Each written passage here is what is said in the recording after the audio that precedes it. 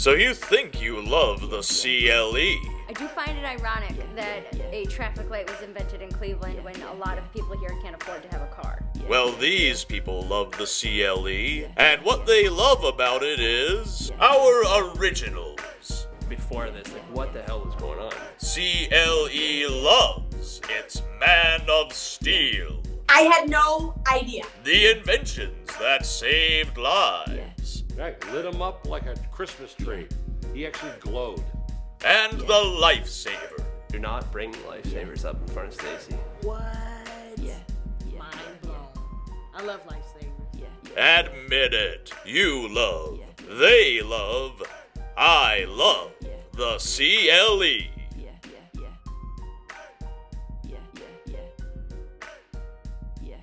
I love the CLE, and the CLE loves Superman. I had no idea. Superman was created by two Cleveland boys in Glenville, Joe Shuster and Jerry Siegel. Joe, the artist, Jerry, the writer. I'll get excited about the fact that Superman's from Cleveland. I'll drop that knowledge to outsiders randomly, but I don't give a about Superman. One of the most iconic superheroes hailed from Cleveland. It's pretty cool that Superman was invented here. I think it truly proves that he can survive anything. He's from Cleveland. A bullet's not gonna stop him, neither is downtown. Ooh, I'll let you handle that. Superman. I said that like I was going to say something of Yeah, I thought you were value. going to say something great. I have this argument. I mean, DC and Marvel, Superman, hometown hero. When we fly into the airport in Cleveland, that's all you see is Superman. Oh, I'm a huge comic book nerd. Huge. And the simple fact that it was that good, we don't get enough credit for it. We don't get enough credit. You create this invincible alien that can come here and eat pierogies and Polish boys all he wants, and nobody says anything. He doesn't get fat. One of the greatest and worst superheroes of all time. How do you make a guy that has no, vulnerability? What do you? I thought Kryptonite was his. Well, yeah, they wrote it in. They actually did that because of I the only radio. make him in balloon form, so I don't. That's all I know about Superman is I know how to make him out of a balloon. She fills him with helium, and it's no, you don't. His only downside is that he can't be around a special glowing green rock. It's other than that, you're fully infallible. You can do anything and everything you want. Superman used to get me in trouble with my cousin. Surprised. Our family was pretty modest in means, but he had 2 dresser drawers full of Superman comic books. And he'd say, come on, we're going out, we're going to do this.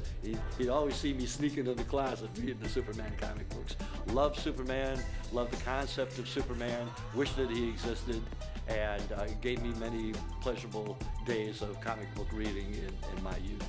I used to watch the original, 50s show. They used to do this cool thing where he would look like he was flying into a scene, but he would just run and jump off of something and come into frame. And I like DC a lot. I'm a Batman person. Sorry, Superman. But Superman's amazing. The writers and the creators didn't get enough credit. So before we start, pissing and moaning, now that he finally got the credit. But done right here in Cleveland. Came with the Man of Steel. Superman is a Cleveland native. Sure, from another planet. And it's a shame what happened to them. In order to get credit for the character, Shuster basically died penniless and blind. And the comic industry completely took advantage of him. Siegel actually was able to write Superman stories for a long time and make a living at it.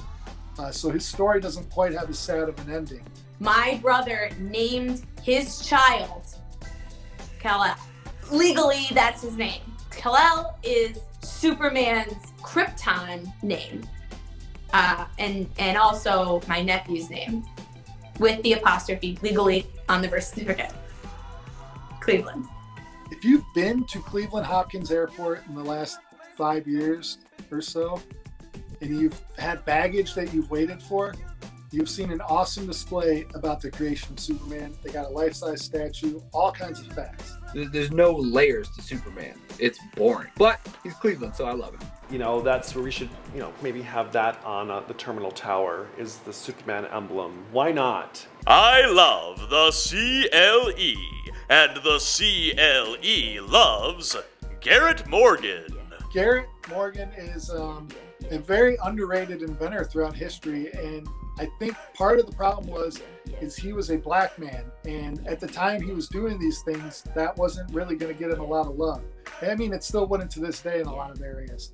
And I think he gets brushed on where he's probably the greatest American inventor. Like a guy like Thomas Edison was basically all hype and BS, taking ideas from Tesla.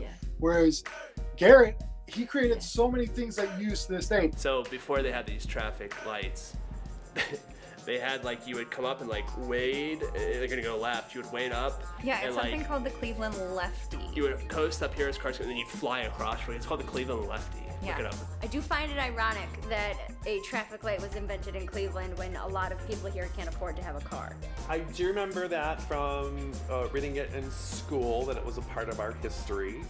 But how, hey, I think people need to go back to refresh on that and learn how to stop on a red.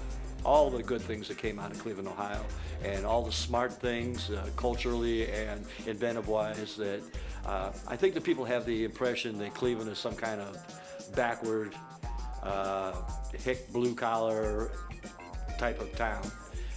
Well, many, many good things came out of Cleveland, Ohio, and something as we think as simple as a traffic light now, what a revolutionary thing there was, and proud to say that it came from Cleveland, OH.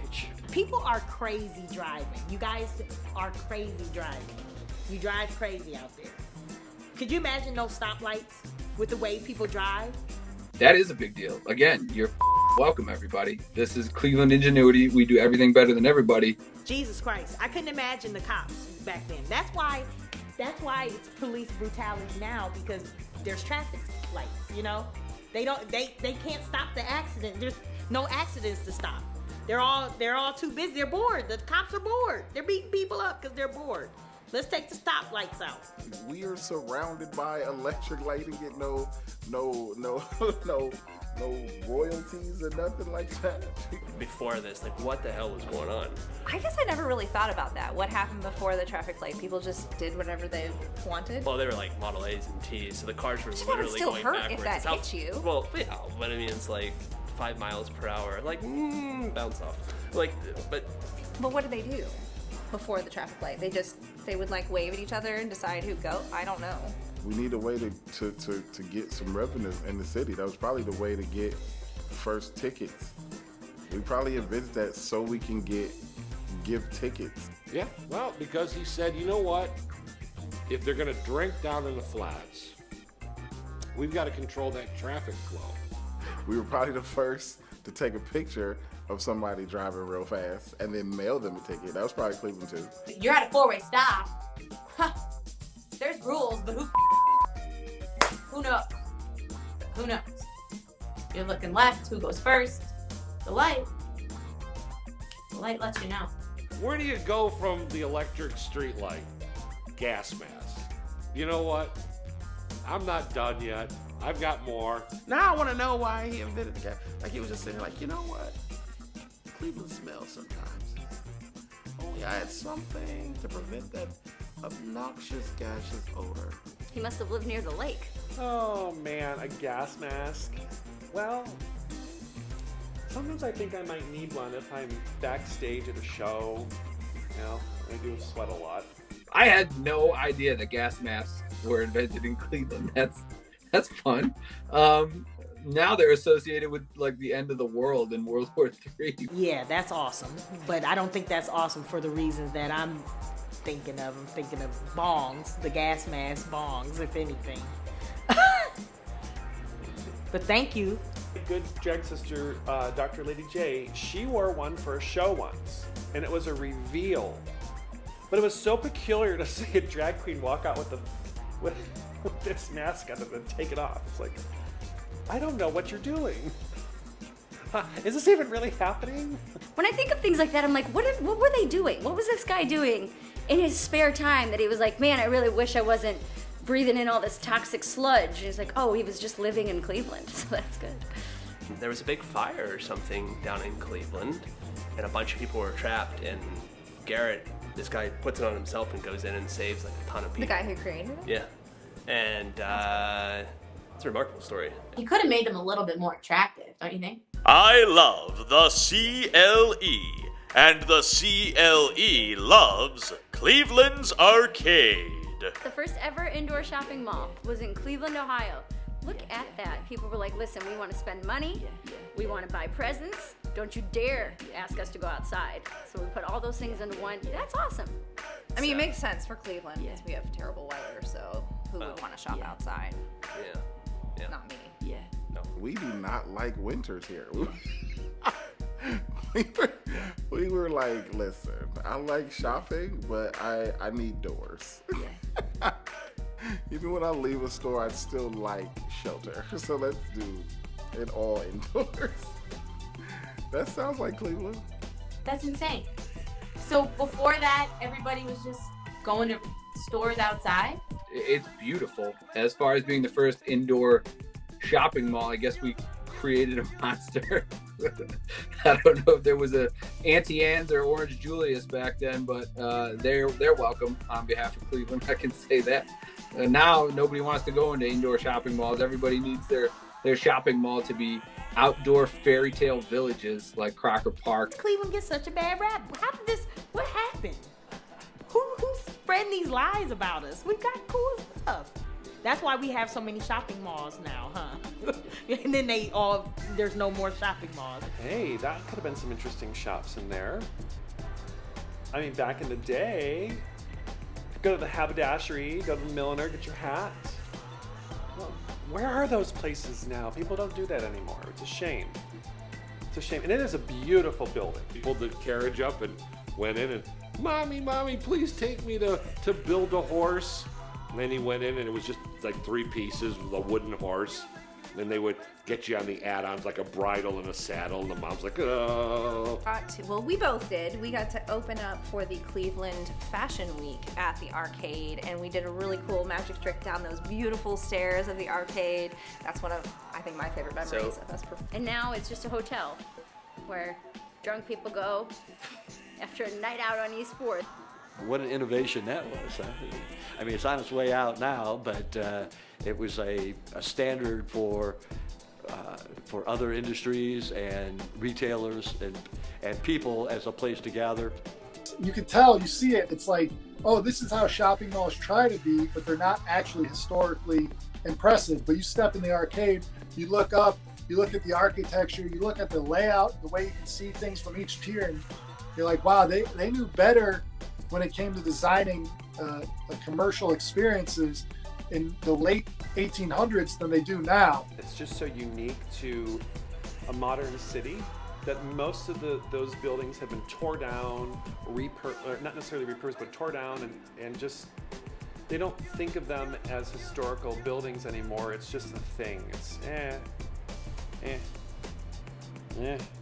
I love it. I think it's beautiful. Millionaires Row, electric cars, indoor malls. This is amazing. Really setting the stage for what a millionaire was in Cleveland. There's more I Love the CLE to come. But first, a word from this episode's local nonprofit partner. WAGS is a program that pairs kids like me that either have a mental disability or a physical disability with a service dog like Noah that is trained in the prison system. It's good for people with disabilities to have someone or an animal friend to have help, and it's also good for the trainers that are in the prison. He's like my best friend. He's more than just my service dog. I can't go anywhere without him. He even sleeps in my bed at night, so it's like 24/7. Like, he's always there for me no matter what.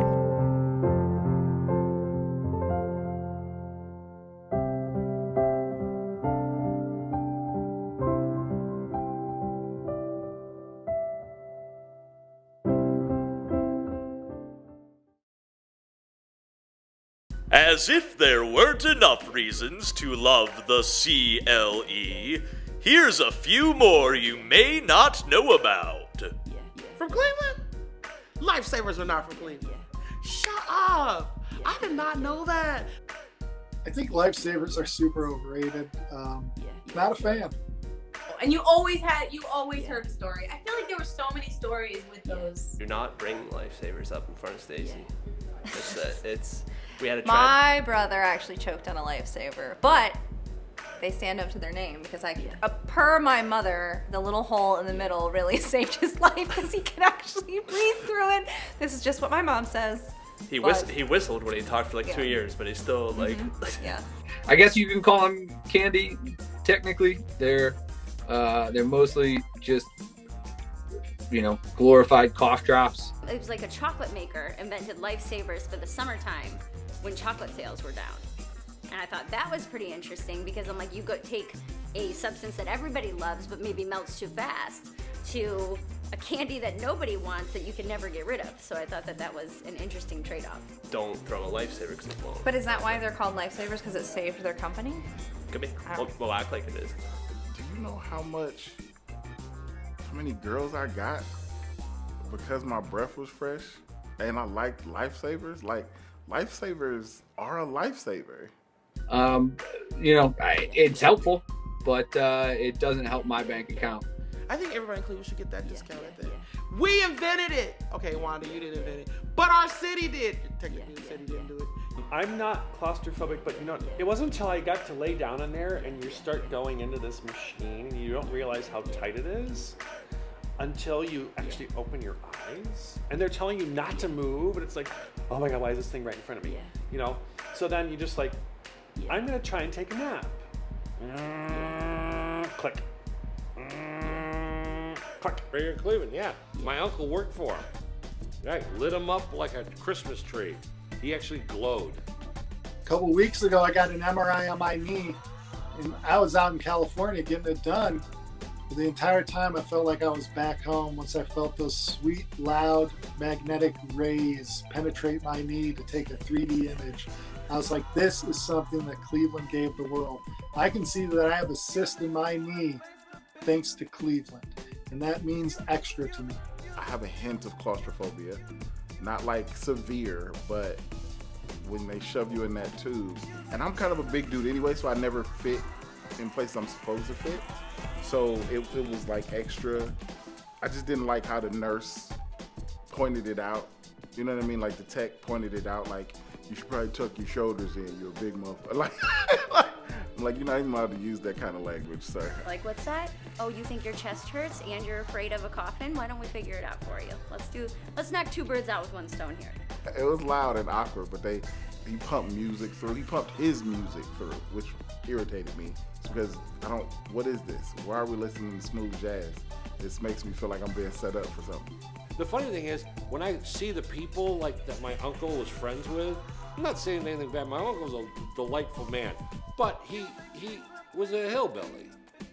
And these are the people working with irradiated materials. Because everybody I met that worked with him, they were all like pickup trucks and Pabst Blue Ribbon and a lot of country music. It's not the people that you go, okay, listen, you're gonna handle irradiated material that could decimate an entire East Lake.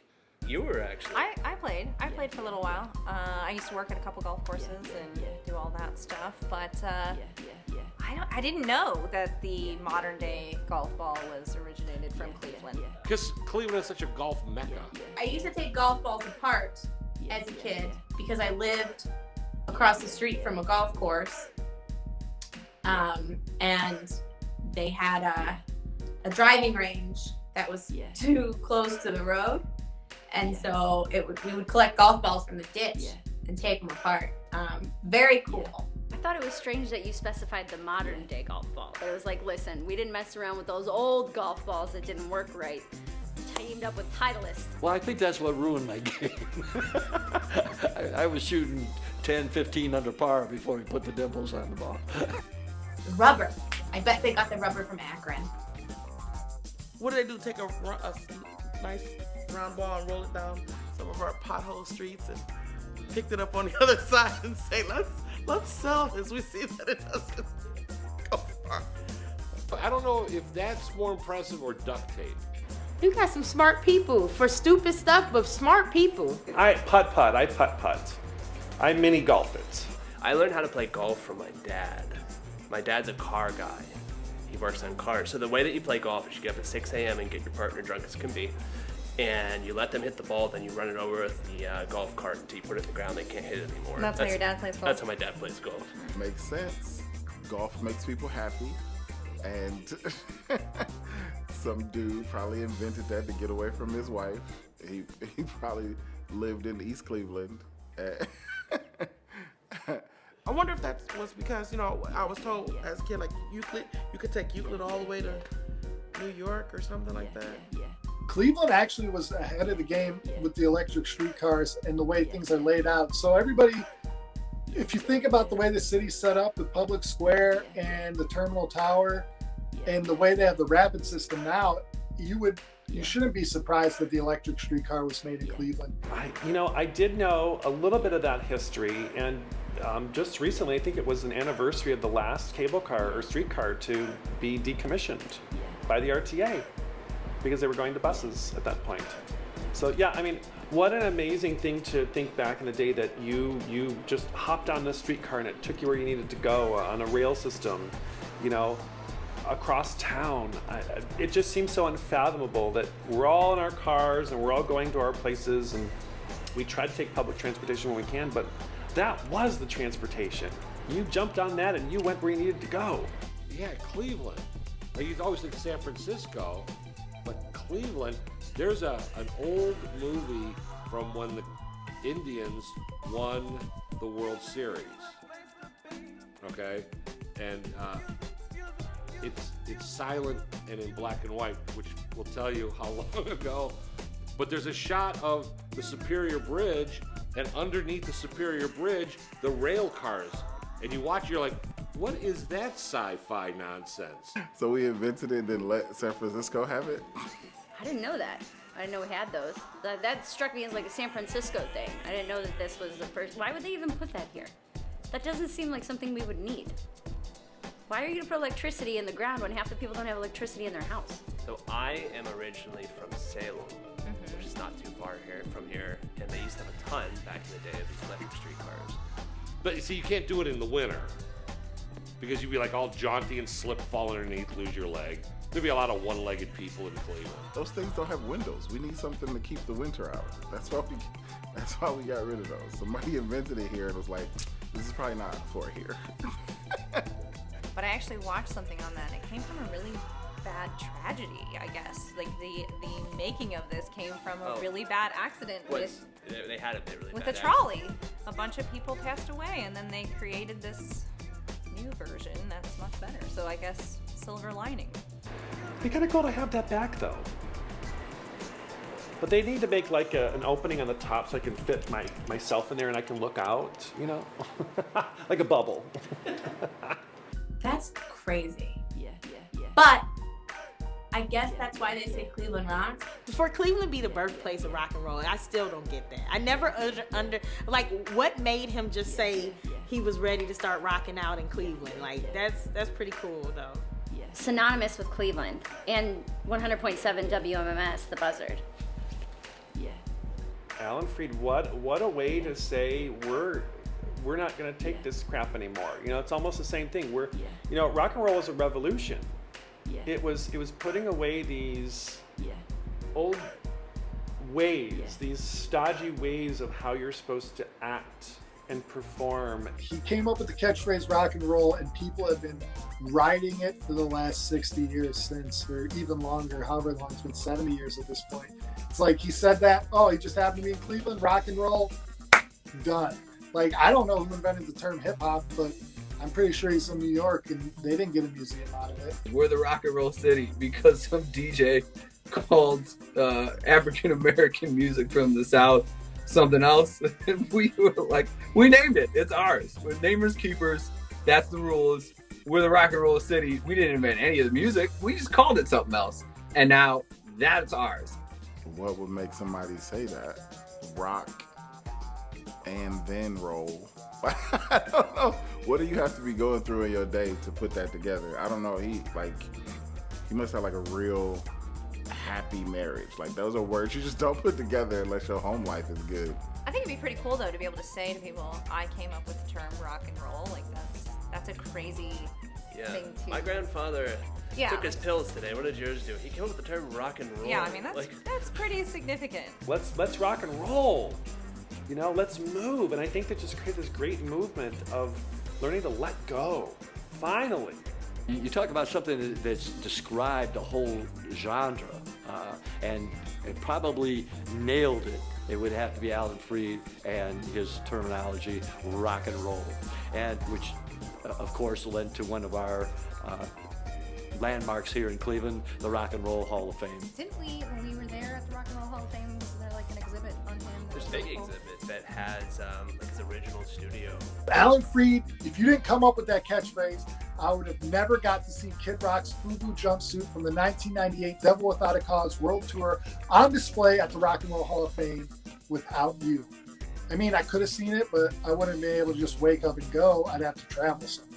If you look at all the posters for like the Moondog, it was like going on from 7 to 9, Wild Hip Cats. I'm like, woo, 9 o'clock. Oh golly, you better grab one of the rail cars and hope you hit all the 2 stoplights and get home before Dad's all bent out of shape and refuses to take you to the first mall.